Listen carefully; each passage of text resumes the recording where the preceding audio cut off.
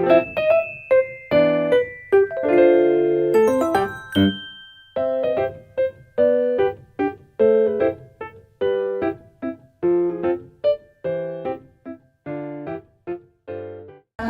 warahmatullahi wabarakatuh. Waalaikumsalam warahmatullahi wabarakatuh. Sampurasun. Rampes. Alhamdulillahirabbil alamin. Wassalatu wassalamu ala asrofil anbiya'i wal mursalin wa ala alihi washabihi ajmain amma ba'du.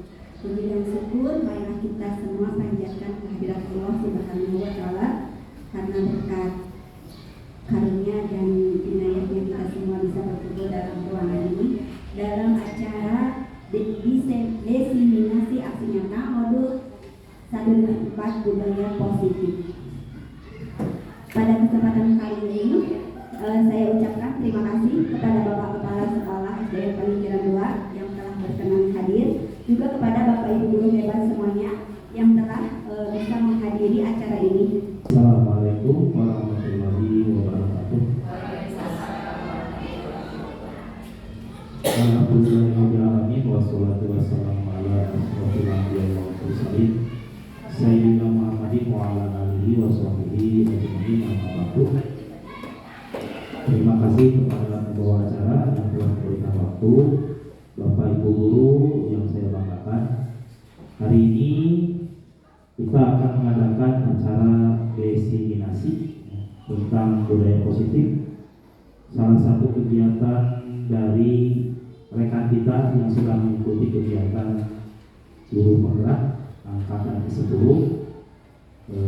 di mana nanti kita akan mendapat transfer ilmu ya, dari ibu ini ya, dua penyanyi ini, sehingga kita ikuti acara ini ya, sampai selesai.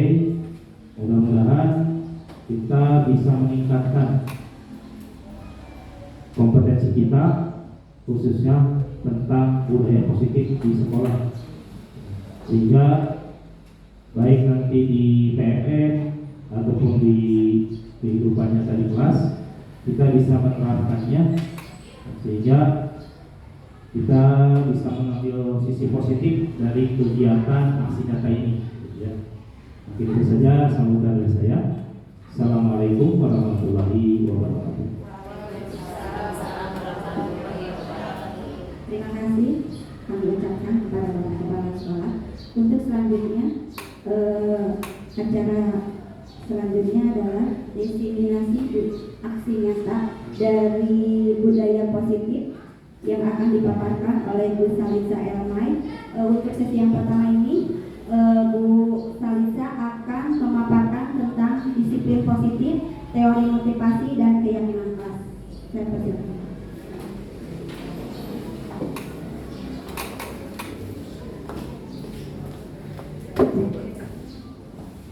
Ya baik Bapak Ibu, sebelumnya mohon perhatiannya sebentar. Assalamualaikum warahmatullahi wabarakatuh. Waalaikumsalam warahmatullahi wabarakatuh. Selamat pagi. Kurang semangat. Tidak kali ya. Pagi luar biasa gitu ya. Selamat pagi. Pagi luar biasa. Nah gitu dong, biar kencang ya.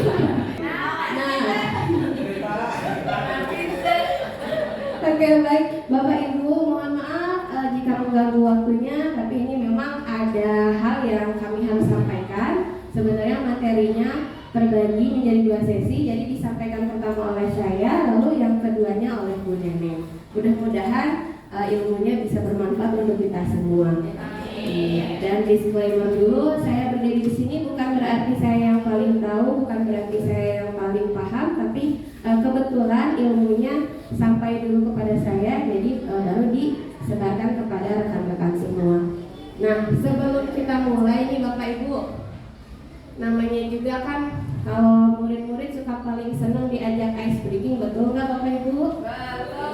Betul. Tapi kalau untuk orang dewasa ice breakingnya agak mikir sedikit, nggak apa-apa ya. Oke, gini ya Bapak Ibu, clue-nya adalah diskon. Clue-nya adalah harga ya Bapak Ibu ya. Bukan. Kalau misalnya saya mau beli 1 kerat Coca-Cola itu harganya 40.000. Tapi kalau saya mau beli gesper, harganya 20.000. Jadi kalau saya beli sepatu harganya berapa? Ayo sekali lagi ya, cluenya adalah harga. Cluenya adalah harga. Ya, jadi kalau misalnya aku mau beli satu kerat Coca-Cola, atau jangan Coca-Cola deh, yang ini aja ya, yang halal aja. Isriwil itu mah ya. Kalau misalnya saya mau beli teh botol satu box itu teh lagi ada diskon harganya jadi 30.000. Tapi kalau saya mau beli baju itu harganya 20.000. Tapi kalau saya mau beli kerudung berarti berapa, Bu? Harganya 15.000. Salah? Belum? Coba lagi, Pak. 10.000. Salah? Dapat diskon 20.000. Bukan, Bu. Kerudung. 50.000. Salah? Belum ada yang ini? Belum ada. Ulangi lagi. Gak apa-apa ya. Gak apa-apa ya. Kalau misalnya teh pucuk deh, teh pucuk itu harganya 30.000.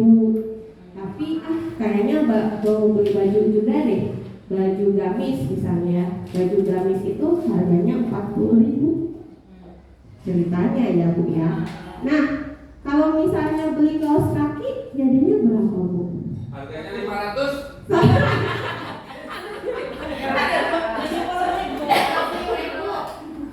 Kaos kaki 70.000. Sedikit lagi, Bu.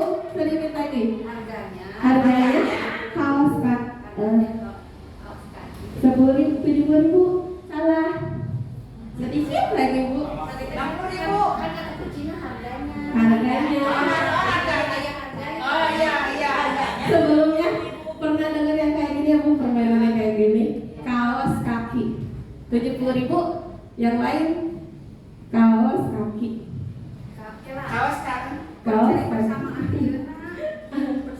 Bukan dikit lagi sih sebenarnya kelebihan harganya. Berapa? Iya betul, 40.000. Tepuk tangan dulu dong untuk Bu Teti. Jadi kalau Bu Teti gimana alasannya, Bu? Oh bukan itu. Bukan, tapi benar ya. Alasannya adalah tadi Bapak Ibu mendengarkan suku kata ya Bapak Ibu. Jadi kalau misalnya teh pucuk itu kan ada berapa pengulangan itunya kan, bukan itu mah huruf kalau Ibu ya, teh pucuk 30 gitu ya. Jadi kalau sepatu 30.000. Nah, jadi kalau tadi saya nanyanya apa terakhirnya? Kaos kaki 40.000 gitu. Tepuk tangan dulu deh biar rame. Aduh, ampun ya. Pak jangan nyesel ya. Oke. Nah, baik. Sesuai yang dijelaskan tadi, Pak Yuli jangan marah. Ada 4 materi. Yang pertama perubahan paradigma, disiplin positif, lalu teori motivasi, dan terakhir kita akan sama-sama membuat keyakinan kelas secara sederhana aja Bapak Ibu. Nah di sini saya mau bertanya dulu ke Bapak Ibu, apakah hukuman dapat mendisiplinkan anak? Mungkin ada yang mau berpendapat. Hukuman dapat mendisiplinkan anak atau tidak? Bagaimana menurut Putri? Hukuman dapat mendisiplinkan anak, tapi disesuaikan dengan jenis hukumannya. Contohnya bisa dikasih tahu? Misalnya gimana contohnya? Contohnya kita kan supaya anak tidak tertinggal dengan pelajaran, apalagi kemarinnya sudah kita banyak libur, akhirnya kita memberikan PR. Nah, anak ternyata tidak mengerjakan PR. Nah, di situ kita kasih hukuman, misalkan kasih waktu lah 5 menit untuk mengerjakan satu soal atau apa. Nah, sehingga di situ bisa mendisiplinkan dia jadi menjadi gerak atau berpikir. Gitu. Kalau kecilnya seperti itu, mungkin masih banyak contoh yang lain dari guru yang lain. Siap, terima kasih Putri. Tepuk tangan untuk Bapak Putri. Oke, Nah, untuk yang kedua, pemberian hukuman dengan hal positif seperti membaca, apakah dapat meningkatkan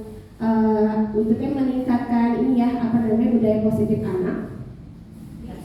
Misalnya hukumannya membaca, disuruh baca gitu ya. Bisa? Boleh menurut Ibu? Bisa. Oke, baik. Lanjut ke pertanyaan ketiga. Pemberian penghargaan apakah yang dapat meningkatkan motivasi belajar anak? Jadi seperti yang kita tahu ada reward juga sebelumnya kan, reward and punishment. Jadi menurut Bapak Ibu, ada pemberian penghargaan apa sih yang bisa bikin anak tuh makin senang lagi belajar? Pujian, terus nilai, terus apa lagi Bapak Ibu? Apakah perlu kita sentuhan? Oke, sip. Lebih kayak halus gitu ya. Kalau misalnya dalam berupa barang, bagaimana Bapak Ibu? Kayaknya disesuaikan. Nah, baik. Terima kasih Bapak Ibu atas tanggapannya, luar biasa sekali. Tapi nanti akan terjawab di materi kita. Nah, untuk yang pertama, ini kan namanya perubahan paradigma itu bukan berarti salah ya Bapak Ibu. Kita punya pemahaman sebelumnya dan akan mendapatkan pemahaman yang baru. Merubah itu bukan berarti menghilangkan semuanya, tapi kita memodifikasi pengetahuan yang baru.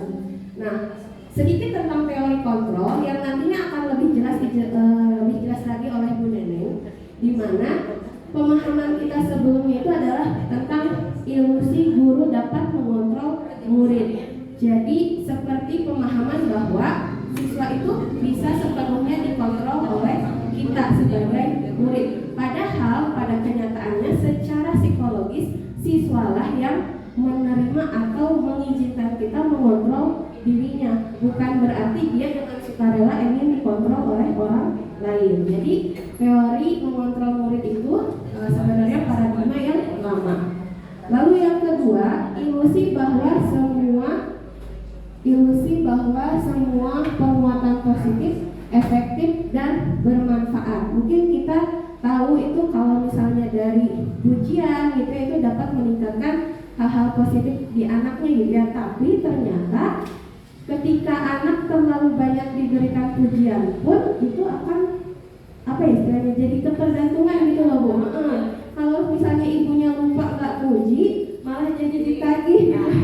Nah ini Bu yang mungkin pertama kali saya mendapatkan materinya juga bingung. Loh kok ternyata salah lagi gitu ya. Itu ternyata paradigma yang lama. Lalu yang ketiga, ilusi bahwa kritik dan membuat orang merasa bersalah dapat menguatkan karakter.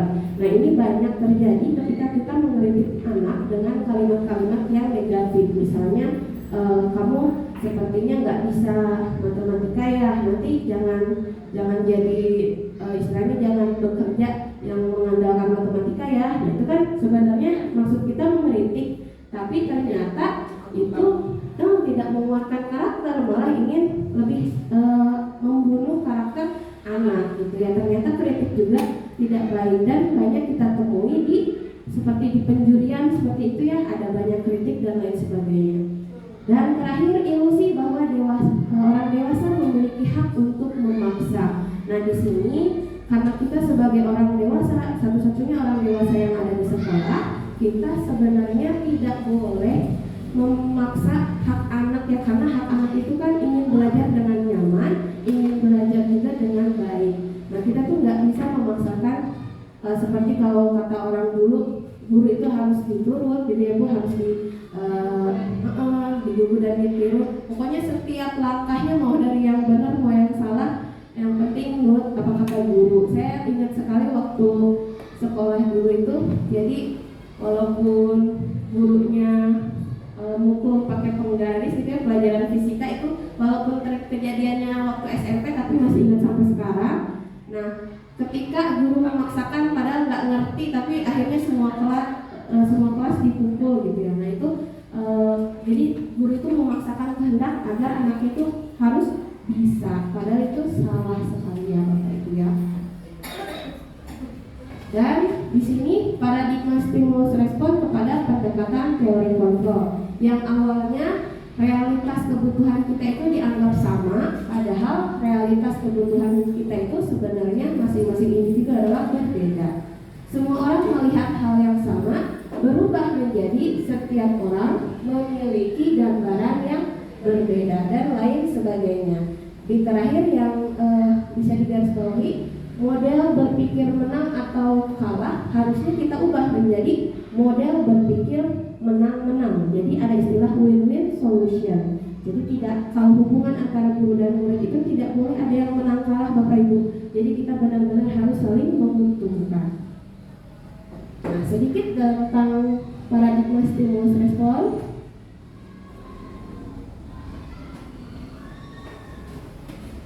Sorry. Ada sedikit pertanyaan dari Bapak Ibu. Menurut Bapak Ibu, apakah makna disiplin? Lalu bagaimana Bapak Ibu menerapkannya di kelas? Secara garis besarnya makna disiplin itu apa Bapak Ibu? Menurut Bapak Ibu disiplin itu apa? Mentaati peraturan. Kalau penerapan disiplin di kelas Budian sendiri, bagaimana salah satu contohnya?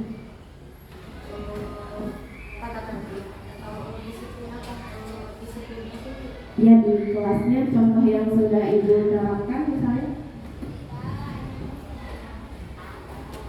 Kalau di kelas saya kan di awal semester itu kita buat kesepakatan bersama murid. Jadi si semua murid itu bersikap sesuai dengan kesepakatan yang sudah dibuat, selain dari tertib yang sudah ada sekarang. Nah, kalau Budian ini kan sudah ada kesepakatan kelasnya ya. Kalau berarti karena sudah mempelajari disiplin positif yang terlebih dahulu. Nah, nanti kita akan membahasnya, kesepakatan kelas akan berubah menjadi keyakinan kelas. Terima kasih Budian atas tanggapannya. Berarti disiplin ini kita sepakati bahwa tentang mentaati peraturan gitu ya.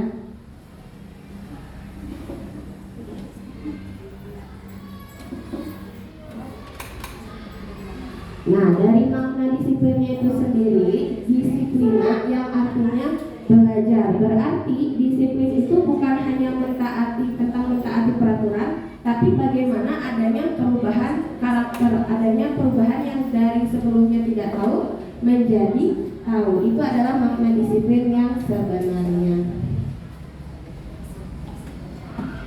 Lalu tujuan dari disiplin positif adalah menanamkan motivasi pada murid-murid kita, yaitu untuk menjadi orang yang mereka inginkan dan menghargai diri sendiri dengan nilai-nilai yang mereka percaya.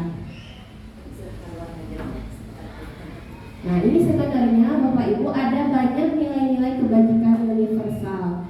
Jadi ada 6 teori nilai kebajikan universal. Cuman yang paling yang paling lengkap yang memang dibutuhkan di zaman sekarang ini adalah tentang profil pelajar Pancasila. Jadi peneliti-peneliti gitu ya yang membuat buku tentang budaya positif ini memang benar-benar merangkum bagaimana sikap-sikap atau poin-poin penting yang harus kita terapkan dan lahirlah sebagai profil pelajar Pancasila. Ada 6 nilai kebajikan yang mungkin Bapak Ibu sudah paham betul ya tentang profil pelajar Pancasila.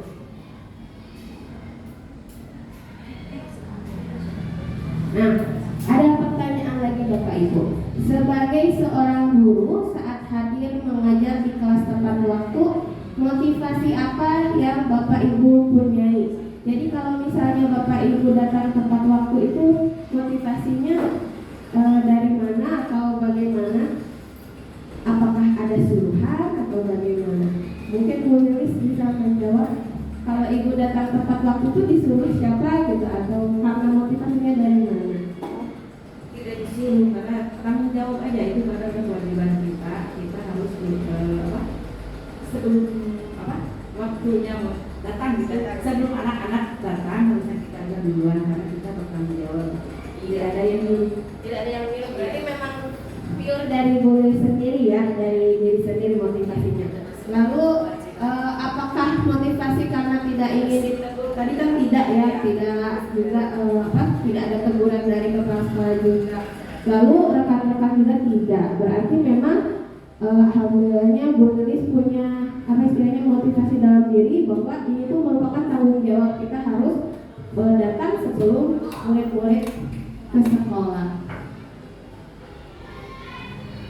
Nah, motivasi perilaku manusia sesuai yang dirangkum oleh Diana Gosen dalam bukunya Restructuring School Discipline. Jadi ada 3 motivasi perilaku manusia. Yang pertama ada motivasi eksternal, di mana untuk menghindari ketidaknyamanan atau hukuman. Memang kadang-kadang Bapak Ibu ada beberapa peraturan yang memang gimana ya, seperti pemotongan gaji ya, kalau di ayah saya kan kalau telat sedikit itu langsung remonnya dipotong ya Bapak Ibu. Itu berarti motivasi eksternal. Jadi bagaimana sikap kita ketika tidak datang telat itu karena ada hukumannya, ada ininya gitu, ada aturannya. Atau kalau di guru gimana ya Bu ya? Kayaknya yang kalau yang hukuman langsung itu kalau di guru atau di PNS itu sendiri SP paling ada surat teguran juga, SP1, SP2 Kita juga dan kalau udah keseringan, kalau cuma sekali itu mah enggak ya. iya, betul. Dan kayaknya lebih ke pelanggaran berat ya Bu ya. Berarti Kalau hukuman sosial betul. kalau misalkan kalah, terus nanti pandangan anak, pandangan orang tua. Oh iya, kalau itu lebih ke bukan menghindari ketidaknyamanan, lebih ketidaknyamanan sosialnya ya, lebih bukan karena ada aturannya. Jadi lebih ke bisa juga tuh eksternal juga, tapi bukan karena hukuman aturan, cuman lebih ke sosial gitu. Dianggap buruk atau dianggap tidak baik gitu ya. Lalu ada motivasi eksternal yang kedua untuk mendapatkan imbalan dari orang lain atau institusi. Nah ini yang tadi misalnya kalau saya dulu kan di swasta Bu, kalau misalnya kehadirannya hijau itu suka dapat bonus atau ininya full gitu ya, bayarannya full. Nah mungkin itu salah satu contohnya ya. Kalau misalnya di kita sih lebih ke kayak kalau sering rajin masuk, nah itu si sertifikasinya aman kayak gitulah ya. Nah itu motivasi eksternal lagi. Dan terakhir ini mah motivasi internal yang tadi dijelaskan oleh Bu Lilis, berarti motivasi dalam diri untuk menghargai diri sendiri. Saya akan menjadi orang yang seperti apabila saya melakukannya. Nah sebenarnya dari tingkatan motivasi yang paling penting itu adalah motivasi internal ya Bapak Ibu. Ini yang paling sulit. Bagaimana kita itu melakukan hal baik ya karena dari diri kita sendiri yang ingin, bukan karena pengaruh orang lain.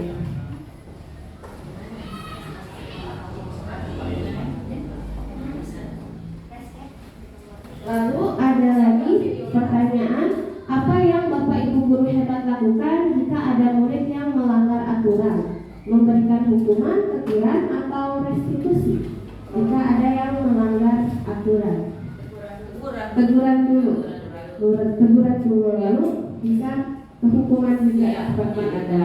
Nah, yang akan kita bahas nanti ada tentang restitusi Bu. Ini ada bahasa baru. Mungkin kalau beberapa rekan guru yang sudah belajar di PNM tahu ya restitusi itu apa. Nah, kalau yang dulu ini akan dijelaskan lebih lanjut. Tapi sebelum ke restitusi ada perbedaan antara hukuman dan konsekuensi Bapak Ibu. Jadi kalau hukuman di sini sesuatu yang menyakiti harus terjadi, jadi lebih negatif gitu ya Bapak Ibu. Tapi kalau konsekuensi sesuatu yang memang harus terjadi. Lalu di sini membenci kedisiplinan terpaksa karena terpaksa. Konsekuensi mah menghargai kedisiplinan terpaksa. Hukuman, anak merasa tidak dihargai dan dipermalukan. Kalau konsekuensi, anak merasa dihargai dan tidak dipermalukan. Maaf ada tipe-tipenya Bapak Ibu. Lalu konsep yang buruk, anak menyembunyikan kesalahan. Nah, kalau konsekuensi mah konsep yang baik, anak kehilangan kepercayaan diri. Jadi ada perbedaan hukuman dengan konsekuensi. Di sini kita sama-sama jawab bersama bareng-bareng ya Bapak Ibu, kira-kira ini termasuknya hukuman atau konsekuensi. Mencatat 100 kali di dalam buku dengan kalimat saya tidak akan terlambat lagi. Hukuman. Karena itu tadi ada ketidaknyamanan ya, ada rasa apa ya istilahnya ya. Kok hukumnya gini gitu ya. Lalu yang kedua, lari mengelilingi lapangan karena terlambat up karena tidak memakai masker. Hukuman. Mengganti kertas perman yang sudah dicoret-coret. Konsekuensi. Lari mengelilingi lapangan karena telat pelajaran PJOK. Ada yang dua. Ini hukuman. Ada konsekuensi. Kira-kira yang mana yang betul? Kenapa? Karena pelajaran PJOK. Sampai di sini bisa paham ya Bapak ya perbedaan hukuman dengan konsekuensi. Ternyata cara kita menghukum gitu ya atau memberikan pelajaran itu ada bedanya. Ada selama ini kita salah gitu. Kalau misalnya kesalahan itu lari lebih ke main fisik gitu ya Bapak Ibu. Padahal kita bukan guru PJOK, bukan saat pelajaran PJOK. Mungkin Bapak Ibu ada yang masih ingat kalau terlambat upacara disuruh ini di depan ya sampai panas sampai kagak ingat katanya Bapak besok tidak sekolah. Nah, mudah-mudahan kita setelah menerima ini tidak lagi menerapkan hukuman ya Bapak Ibu ya. Ya Pak Ma'ruf ya. Di sana gurunya disuruh naon kayak hukum, aduh jangan ya Pak ya.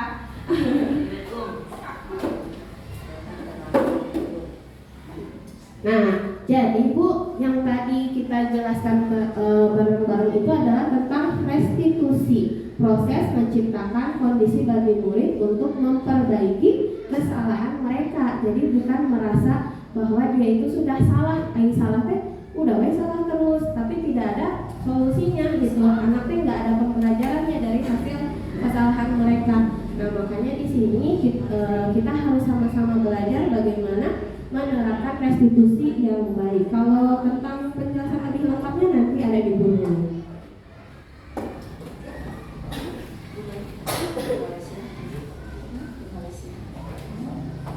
Nah, sekarang kebalikannya. Tadi kan saya nanya tentang hukuman. Saya mau nanya sekarang, apakah Bapak Ibu pernah memberikan penghargaan kepada murid karena telah melakukan sesuatu? Pernah. Contohnya seperti apa, Bu? Ujian kayak tadi lagi ya, ujian ya. Kalau barang sih kayaknya jarang ya. Karena mungkin dari Bapak Ibu lanjut ya, jangan ngeliat makanan ya.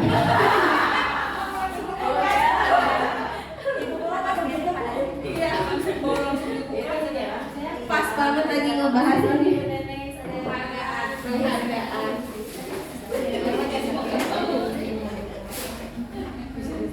Nah, ternyata Bapak Ibu memberi penghargaan juga itu kan termasuk menghukum Bapak Ibu. Jadi anak-anak kita itu dihukum karena penghargaan, berarti kita dihukum.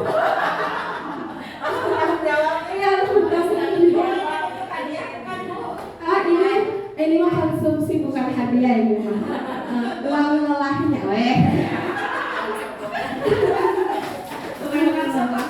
Hatur lumayan Bapak Ibu ya.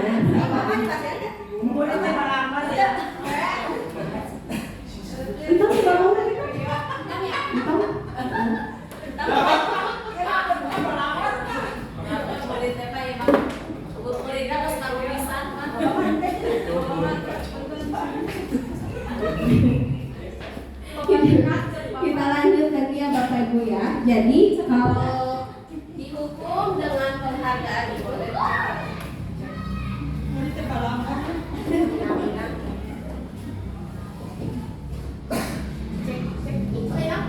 Aku ya sama suara saya aja ya, dan kedengaran dulu ya. Jadi di sini pengaruh jangka pendek dan jangka panjangnya yang tadi sebenarnya sudah disebutkan oleh Bu Dian ya Bapak Ibu. Ketika kita sudah terbiasa diberi penghargaan, jadi ketika lagi nggak dapat malah jadi pengen gitu ya, jadi nagih terus. Lalu penghargaan itu tidak efektif. Nah, di sini yang saya dapati adalah sebenarnya kompetensi seperti lomba nyanyi gitu ya, lomba-lomba yang lain, ketika diberi juara itu Cek ya. Terima kasih Bapak-bapak kece ya.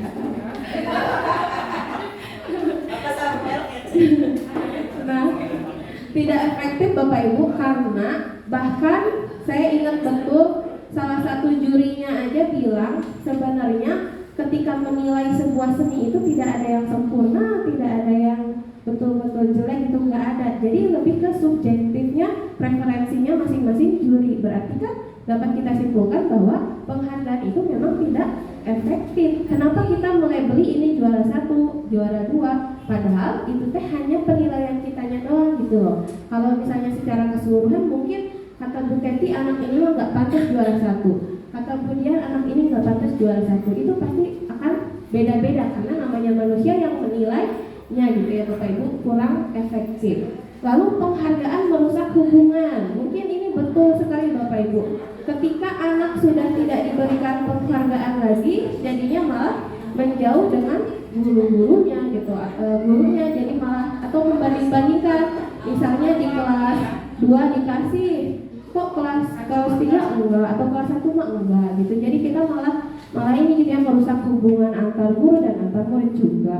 Lalu penghargaan menurunkan kualitas. Ini saya setuju. Ketika penghargaan namanya kita sudah dilabeli gitu ya.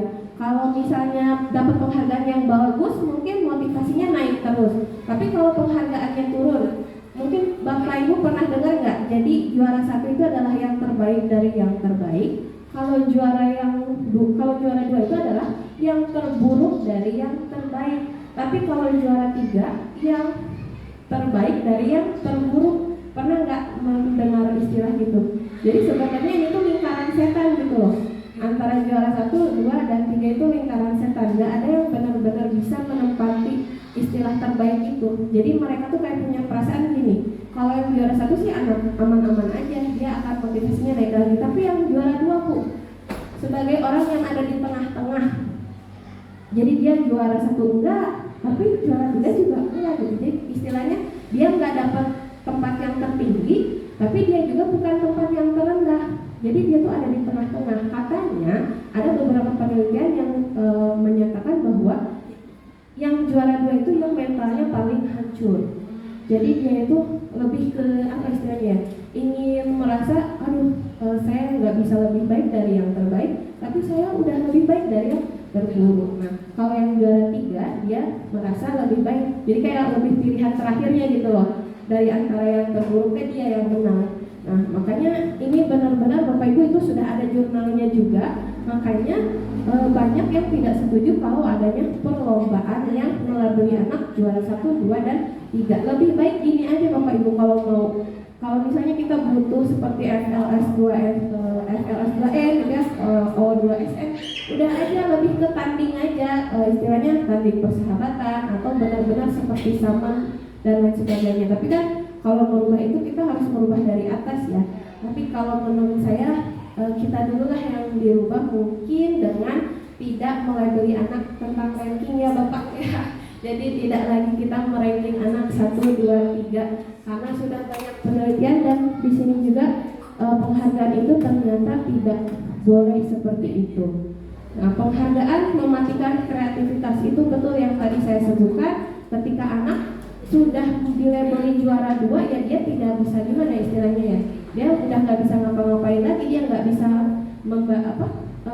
mendahului temannya yang juara 1 gitu. Jadi benar-benar mematikan kreativitas. Dan mungkin Bapak Ibu juga kalau misalnya kita ranking sampai dewasa pun, kalau misalnya kita ranking tapi turun sampai dewasa pun, itu yang akan teringat gitu ya Bapak Ibu. Jadi ketika di rapot ya ternyata saya dulu waktu kelas 7 turun nilainya. Jadi itu yang ada di mindset kita, ternyata kita tidak lebih baik daripada orang lain. Nah, di sini materi yang terakhir tentang keyakinan kelas. Jadi keyakinan kelas adalah nilai-nilai kebajikan atau prinsip-prinsip universal yang disepakati bersama secara agama, suku, negara. Nah, menurut Gosen, suatu keyakinan akan lebih memotivasi seseorang dari dalam atau intrinsiknya.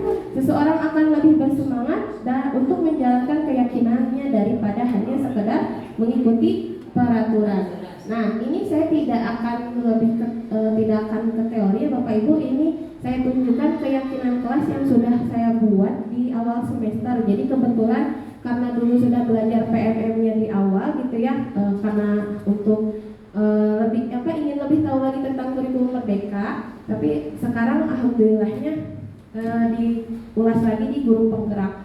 Jadi Bapak Ibu, kita sudah tidak zaman menyebut peraturan kelas, adanya juga tentang keyakinan kelas. Mungkin Bapak Ibu bisa dilihat setiap poinnya. Yang satu, mengerjakan tugas tepat waktu. Jadi kalau secara kasarnya atau peraturan yang seperti biasanya ini seperti apa Bapak Ibu? Berarti anak-anak itu harus apa? Kalau mengerjakan tugas tepat waktu. Kalau peraturan yang dulunya biasanya dengan kalimat apa Bu?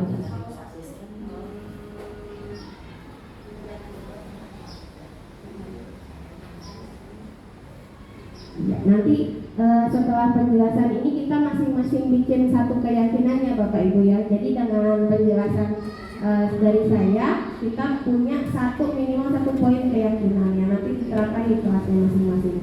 Nah, awal saya mengemukakan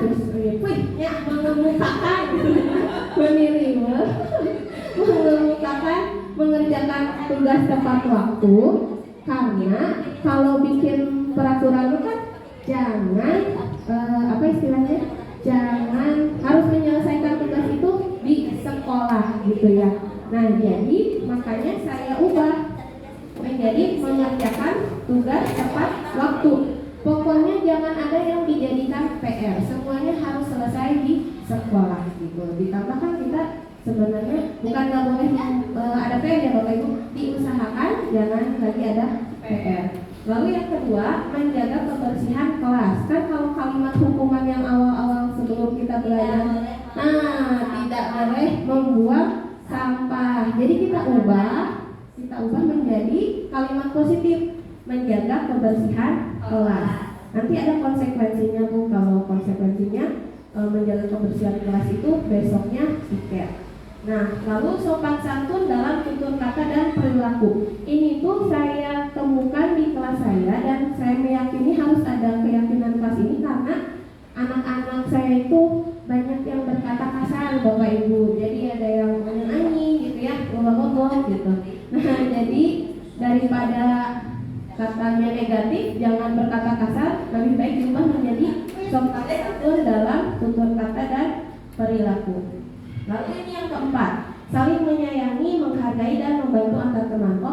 Yang ketiga sebelumnya, ketika keyakinan kelas ini dilanggar, konsekuensi dari saya adalah lebih ke ini ya Bapak Ibu, karena diceramahkan. Saya kalau setiap pelajaran suka ceramah, kalau yang berkata kasar itu kan betul ya Pak Yunit, nanti juga di nerakanya kan mulutnya kebakar, betul nggak Bapak Ibu? Ya, menyala gitu ya. Jadi ini kan dosa yang mengeluarkan mulut kita harusnya hal-hal yang baik, tapi ketika anak berkata kasar itu nanti kehukumnya dosa. Tapi karena mereka korelasinya belum terlalu ke itu gitu ya, ke antara dosa dan tidaknya, jadi saya konsekuensinya ketika anak berkata kasar itu diam 5 menit. Jadi tidak boleh dulu bicara 5 menit. Jadi ibaratnya dia itu sudah merasakan hukuman di nerakanya sedikit gitu ya, merasakan gitu kalau ternyata ini konsekuensinya. Nah kalau saya saling menyayangi, menghargai dan membantu antar teman, ini saya itu mengharapkan anak-anak tidak terjadi bullying gitu ya, tidak terjadi perundungan.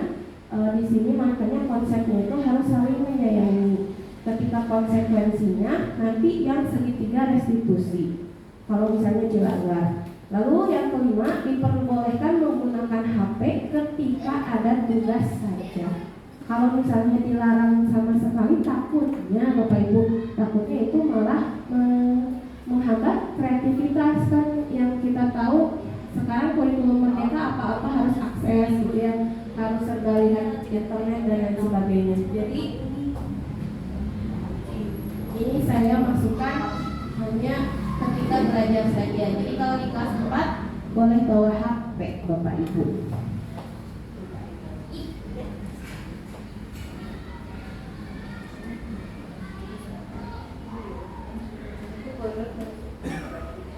Dan terakhir, fokus dan tenang ketika belajar. Jadi benar-benar menghargai teman yang sedang presentasi atau menghargai guru yang sedang mengajar di kelas. Kalau misalnya ada yang berisik, diingatkan lagi keyakinan nomor berapa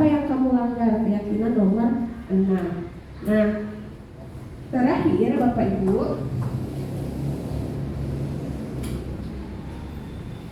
jadi dapat kita simpulkan pembentukan keyakinan kelas itu keyakinan bersifat abstrak ya Bapak Ibu. Jadi kalau bisa jangan merujuk ke satu masalah. Kalau misalnya kayak bullying, perundungan, kita bikin kalimatnya abstrak yang tadi yang saling menyayangi. Kalau saling menyayangi kan konsepnya bisa universal ya, tidak hanya tentang perundungan aja, bisa juga dari saling kolaborasinya harus baik antar teman dan lain sebagainya.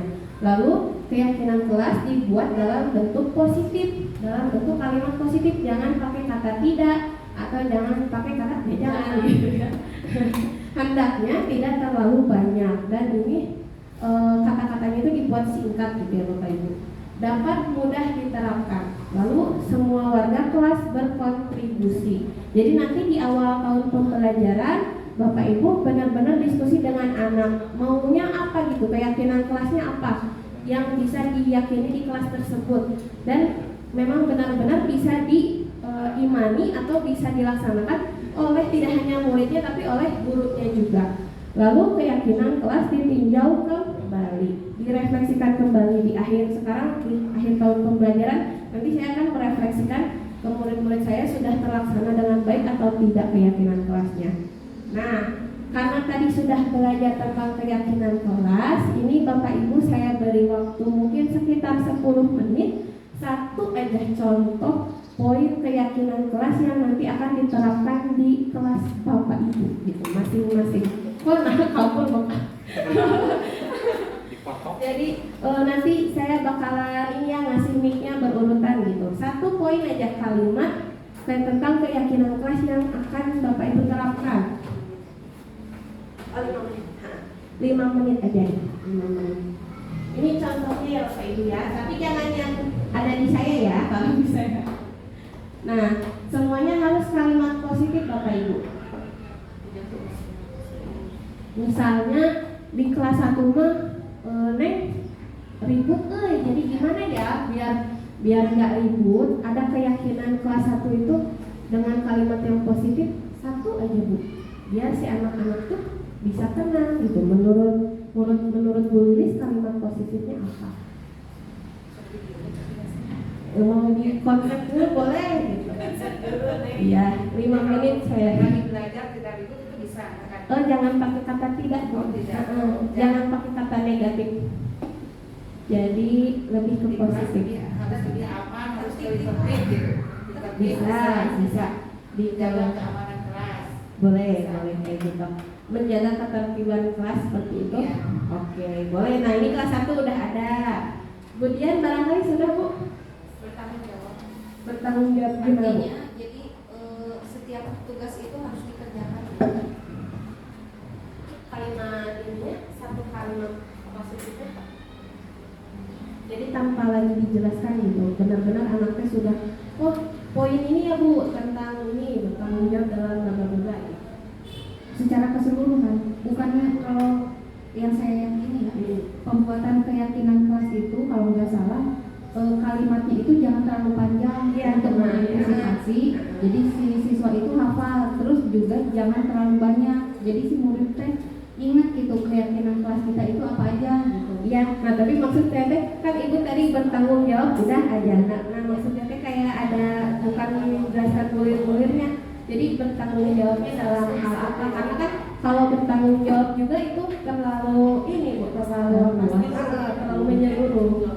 Tapi maksud saya memang bertanggung jawab dalam segala hal. Dalam segala hal ya. Dari segi mengerjakan tugas, terus juga ketika kan anak kelas ini mah bedanya. Jadi kadang-kadang cuek gitu orang-orangnya teh yang tentang kebersihan kelas, terus juga tentang kemana. Berarti lebih baik dipecah menurutnya. Seperti halnya misalnya seperti ini, kita lagi menjelaskan, kita barunya ngobrol di belakang gitu. Jadi maksudnya bertanggung jawab teh, yang bertanggung jawabnya selama ada di kelas. Jadi mereka itu bertindak teh gitu. Ketika belajar ya belajar dengan baik gitu. Ketika disuruh mengerjakan tugas, kerjakan tugas dengan baik. Mau disambut kumaha teh. tanggung Ya, jawab.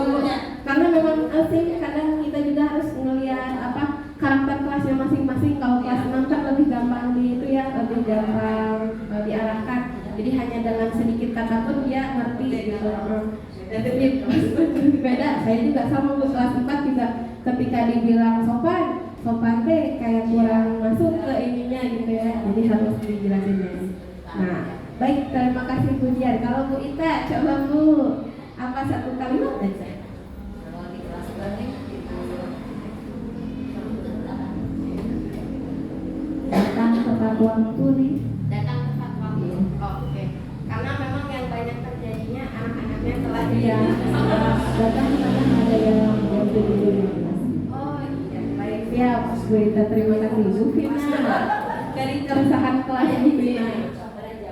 saya kalau misalkan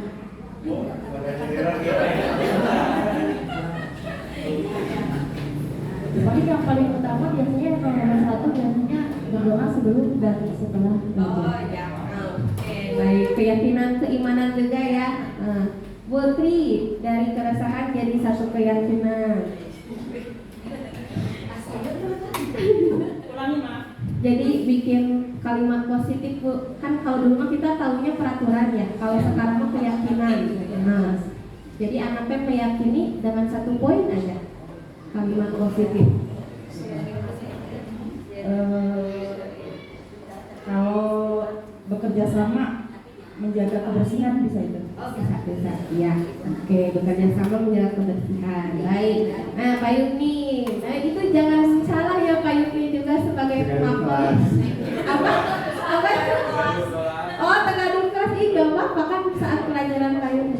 Kalau terbiasa membaca Al-Quran sebelum memulai pelajaran, Oh, boleh Pak. Boleh. Ya. Membiasakan gitu ya. Oke. Sip, sangat PAI sekali. Nah, ini sangat PJOK sekali. kalau dari PJOK mungkin memakai pakaian olahraga ketika pembelajaran. Oh, ketertiban ini ya busana gitu ya. Nah, sip. Oh, masa mau pakai gamis? Ya kan lagi ngetren Pak. Baju olahraga pada tempatnya itu termasuk ya. termasuk Bu. Pokoknya Katanya jangan membuang sampah sembarangan diganti Diganti. membuang sampah pada tempatnya. betul Bu. Jadi kalimatnya positif lah gitu. Kalau Bu jangan pakai kata dasarnya di kelas kenapa Bu? Di kelas bahasa Inggris Mbak tidak takut untuk mencoba. Oh ya, berani mencoba. Oke. berbicara jangan takut salah ya sama tujuannya. Berani mengungkapkan pendapat. Berani berbicara dalam bahasa Inggris, tidak tujuannya untuk tidak takut. Percaya diri. Siap. Nah, Bapak juga sepertinya butuh karena kan kita murid-murid Bapak gitu. Keyakinan kelas apa Bapak? So, secara umum itu saya mengusulkan komitmen, kata komitmen. Ya. Jadi kita harus berkomitmen dengan apa yang telah kita sepakati.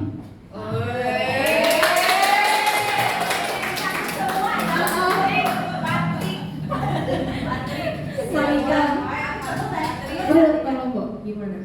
menjaga dan meletakkan barang di tempatnya. Oh, menjaga dan betul sih emang apa banyak yang kurang tanggung jawab bahkan dengan barangnya sendiri ya Bapak Ibu. Jadi saya bingung ketika penggaris itu di meja lost and found gitu ya, di meja kehilangan itu teh banyak padahal itu kan punya merekanya juga, tapi ketika ditanya ini yang siapa? Iya, siapa nggak ada yang ngaku jadi Jadi setelah tas terus benar. Jadi kita mah bukan khawatir tentang pencuriannya, tapi lebih ke malah kehilangan barangnya sendiri gitu dan tidak diaku. Takutnya mah kehilangan suami nanti nggak diaku. memang udah punya Enggak. Kehilangan jodoh saya mah.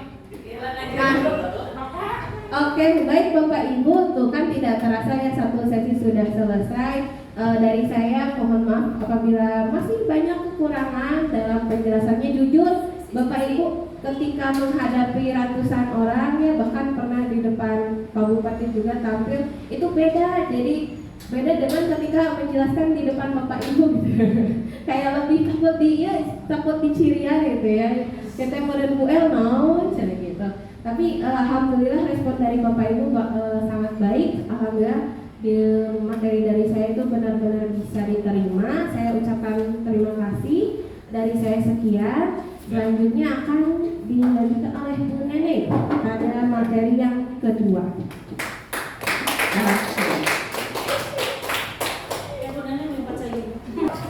Oke, anak-anak. Siap. Duduk siap. Oke, nah sekarang kan kita mau coba bikin keyakinan kelas ya. Ibu merecall kembali, mengingatkan kembali keyakinan kelas itu. Kalau dulu kalian tahunya kan peraturan kelas. Kalau sekarang keyakinan kelas. Kalau yakin, arti dari yakin apa coba? Percaya. Contohnya gini, kalian bisa melihat Allah nggak? Bisa melihat Tuhan nggak? Tapi kalian percaya Allah itu ada? Dari mana? Dari mana kok bisa percaya? Dari rukun-rukun iman. Dari rukun-rukun iman, pintar, cahaya, terus dari mana lagi? Hah? Dari Quran. Padahal Allah itu, Tuhan kita itu tidak kasat mata ya, tidak bisa terlihat, tapi kita percaya. Kalau kalian percaya, misalnya gini, Ibu kan sering kasih tahu kalian sebenarnya mencuri, mencontek itu memang nggak dilihatin orang, tapi kok kalian tahu itu bakalan dicatat sama malaikat, bakalan dosa, berarti Allah itu maha apa? Maha melihat. Di agama kita mau seringnya dijelaskan maha melihat, maha mendengar. Nah, keyakinan juga sama. Ibu nggak bakalan bisa setiap hari noong ngejaga kelas ini yang misalnya Siva lagi ada di lapangan. Kok ibu teh diliatin, kayaknya Siva teh. Terus pas Siva ngomong kasar, Siva jangan ngomong kasar. Nah, apakah ibu teh ngejagain di lapangan terus di sebelah Siva gitu turun? Enggak kan? Nah, atau gini kayak kemarin misalnya yang lagi main bola tuh laki-laki pas berantem sama SD 3, ku ibu teh diliatin gitu, oh, wah itu anak melanggar peraturan. Nah, kan enggak ya, ibu nggak bisa ada di sisi kalian setiap waktu. Tapi kalian kok bisa naatin peraturan? Kok kalian tahu sih kalau ngomong kasar itu salah? Karena apa? Karena tahu, karena yakin itu teh hal tersebut teh adalah dosa. Nah gitu ya nak ya, keyakinan kelas teh berarti kita yakin dulu. Nah sekarang kita lihat nih kelas ini yang walaupun udah mau sebentar lagi mau kelas 5, tapi ibu harapkan keyakinan kelasnya semoga tidak berubah ya, tapi malah bertambah. Misalnya kelas 5 mah ada lagi keyakinan yang baru. Nah, yang pertama yang menjadi permasalahan di kelas ini, menurut kalian dari cara kalian ngerjain tugas mau menyepakati apa dengan ibu? Misalnya saat ibu ngasih tugas, Bu, kalau kata aku tugasnya kayak gini ya Bu, atau kalau kata ibu, kalau kata kalian deh, Bu jangan banyak-banyak ya, atau misalnya Bu ngerjainnya di sekolah aja, jangan jadiin PR. Coba siapa yang berani berpendapat ketika ibu nyuruh kalian ngerjain tugas atau lagi kita di kelas ini, menurut kalian perasaan kalian bagusnya kayak gimana? Coba siapa yang berani? Ya, gimana kan?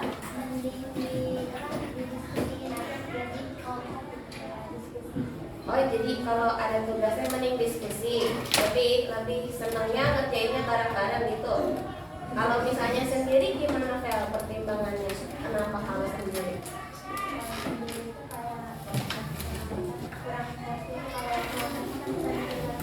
Oh, kalau sendiri mah kurang fokus. Kalau misalnya biar fokus bisa mikirnya bareng. Bagus Vel, sudah berani berpendapat. Terus kalian nih dari segi kan kalau disepakati oleh kita di ibu itu sebenarnya nggak ada PR, tapi PR itu kalau anaknya tidak atau kaliannya tidak selesai mengerjakan di sekolah. Nah menurut kalian setuju nggak kalau Coba suruh. Mendingan selesai dulu di sini di sekolah atau mendingan ada PR jadi ibu teh khusus ngasih PR. Mending selesai di sini, kata Zio mending selesai di sini. Kenapa Zio alasannya? Biar apa? Itu mau main ya. Apa nyaltek?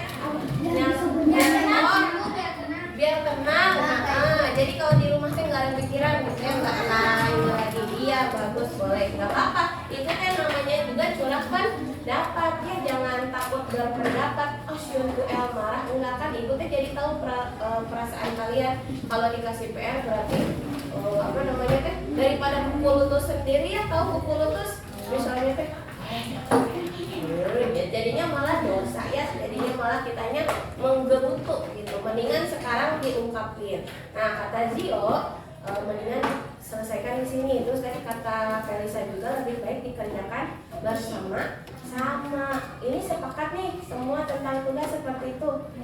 Sepakat. Nah tapi tentu aja ada konsekuensinya ya. Yang tadi kalau misalnya udah ngerjain di sekolah bareng-bareng, udah diselesaikan, tapi ada beberapa anak yang nulis lama, nulisnya gimana? Berarti harus lanjutin di rumah, itu wayahnya.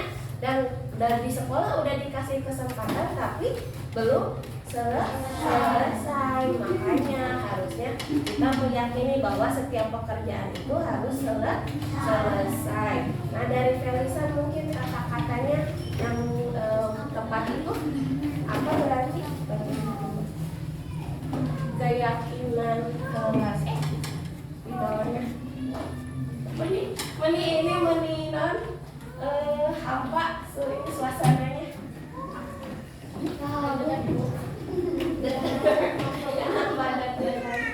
menang aja ya.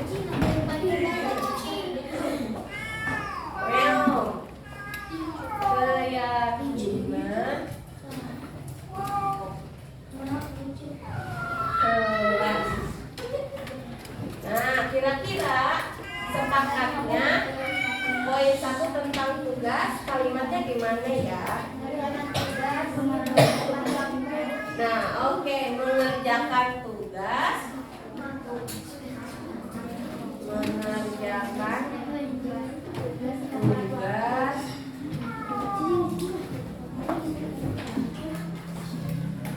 tepat waktu. Nanti kita ini ya sepakati bersama poin-poinnya. Sekarang yang nomor 2.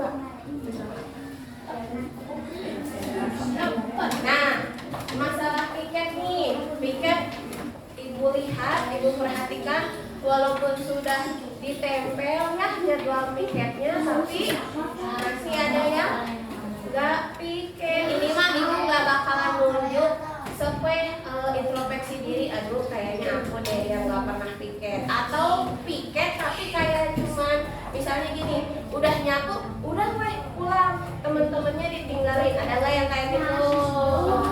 Pekerjaan belum selesai tapi udah pulang. Nah selain piket, coba gini ya anak-anak, kan kalian udah gede ya, udah kelas 4 betul? Udah, apakah kalian udah jadi kakak juga?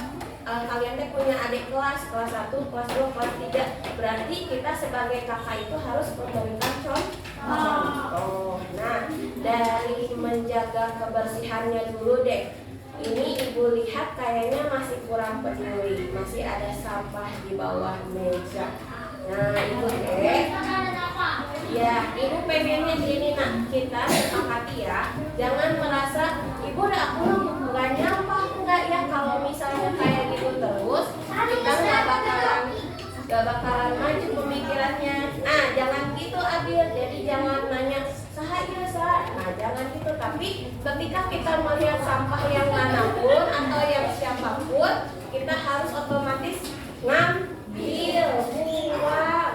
Nanti teh kalau semakin dianggur-anggurin malah jadinya jorok ya, malah numpuk.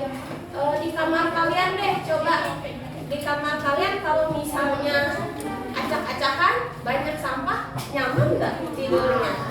Nah di kelas juga kayak gitu. Kemarin ada murid nggak enak ya, bau kan? Terus ada bau itu teh beri teh karena apa? Karena ada sampah makanan di sininya. Kalau misalnya nggak ada mah nggak bakalan ini. Nah makanya kita coba ya dengan berarti piket juga, piketnya yang ibu harapkan. Jadi kalau teman-temannya belum selesai, udah jangan dulu pada kurang. Semuanya harus solidaritas ya. Walaupun udah ditungguin, udah dijemput, tapi kalau misalnya teman-temannya belum selesai mengerjakan, jangan dulu kurang ya. Semuanya piket dulu. Berarti yang poin 2 tentang menjaga kebersihan.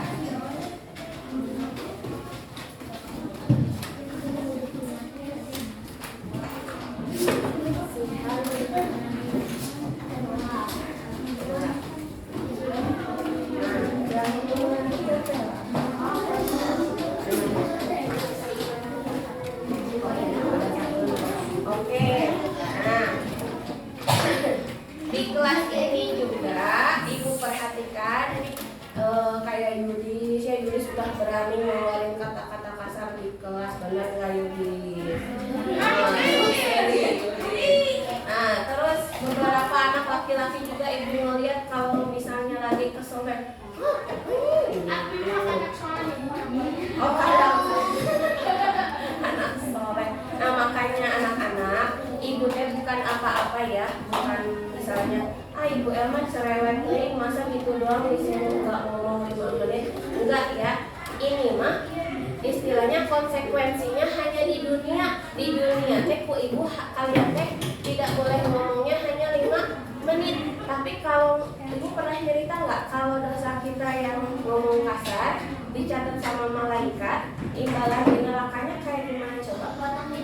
Dipotong lidahnya. Yang berbohong, yang ngomong kasar, yang menghina orang lain, di situ dipotong teh bukan apa istilahnya teh. Pernah ini nggak kalian kalau yang ngaji di salah satu ayatnya, jadi caranya teh gini, kalau misalnya udah dipotong diiniin lagi gini, diadain lagi. Jadi itu penyiksaannya teh gak hanya 1 kali, nak. Jadi ini teh dipotong, muncul lagi, potong, muncul lagi. Itu teh bahkan sampai ribuan kali. Coba bayangin, di dunia mah ibu teh hanya diberikan konsekuensinya nggak ngomong 5 menit, tapi kalian sakit nggak mulutnya? Enggak kan, cuma gini doang kan? Itu doang. Tapi kalau di neraka apa? Sakit deh, itu menauzubillah ya, jangan sampai ya. Makanya daripada ibu makan sayang sama kalian, daripada kalian mengalaminya nanti di akhir alam kita ya di neraka, mendingan dari sekarang coba dihentikan kebiasaan itu. Siap ya?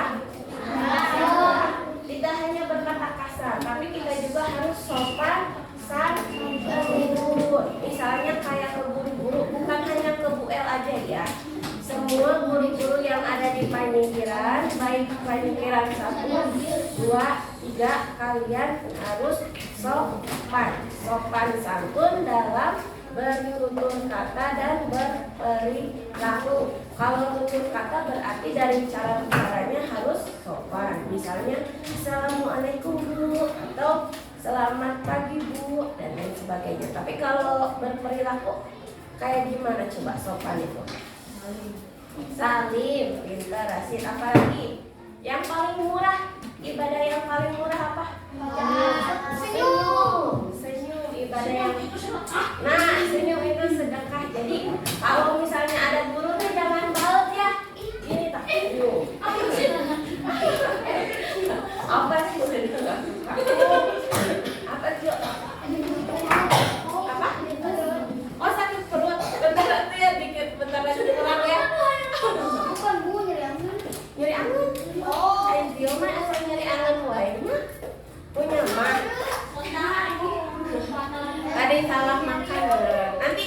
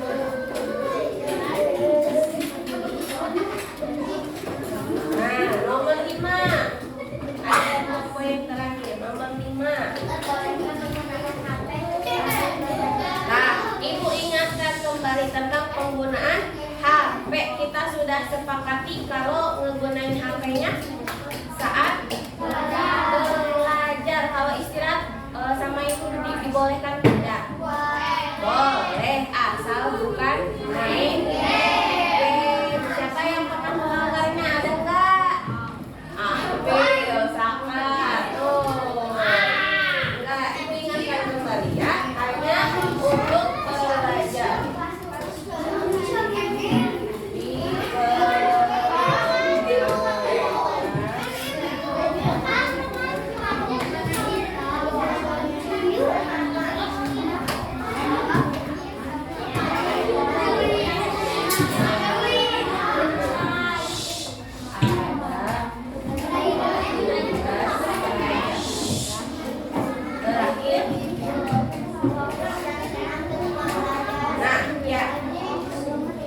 Terakhir adalah fokus dan tenang ketika belajar. Fokus.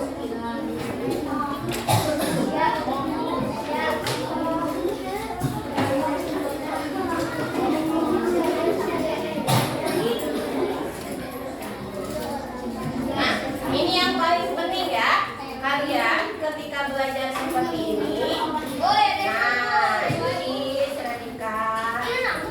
Ini teh ibu teh ngelompokin kalian teh biar harusnya mah biar cross ya. Jadi laki-laki perempuan, laki perempuan. Ini mah anggur we ngahiji lalaki nanti jadi berisik. Harusnya ditukar. Nah, makanya poin yang keenam itu adalah fokus dan tenang ketika belajar. Kalau dikasih kesempatan untuk berbicara, silakan diskusi, bukan buat ngobrolnya ditahan dulu. Kapan nanti ngobrolnya? Istirahat. Kalau misalnya ada cerita yang benar-benar rame, ditahan dulu ya, jangan dulu dikeluarin biar temennya penasaran, baru nanti pas istirahat. Sepakat? Ayo kita baca bareng-bareng dari yang pertama. Keyakinan kelas kita yang pertama apa?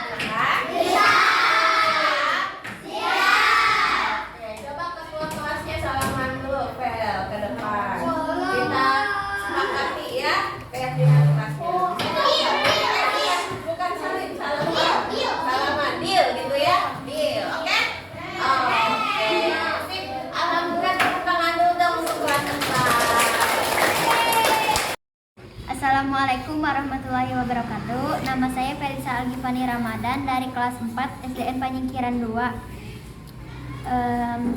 Satu hal yang dipercayai, rasa senang karena Bu El menjelaskan dulu masalah-masalahnya, lalu membuat keyakinan kelas yang disepakati semua murid di kelas 4.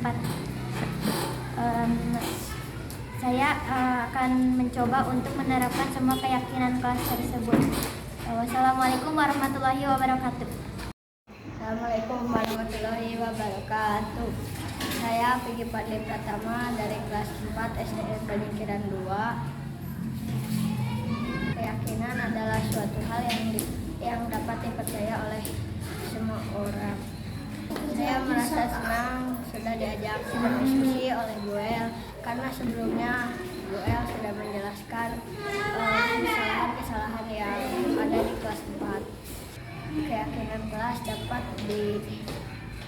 dilaksanakan oleh semua murid di kelas 4, dan saya Vicky berjanji melaksanakan keyakinan kelas tersebut. Wassalamualaikum warahmatullahi wabarakatuh. Assalamualaikum warahmatullahi wabarakatuh. Nama saya Alicia Dwi Anggraeni, kelas 4 dari SDN Panyingkiran 2. Adalah yang dapat dipercayai. Menurut saya sangat seru karena bisa membuat keyakinan yang baru. Assalamualaikum warahmatullahi wabarakatuh.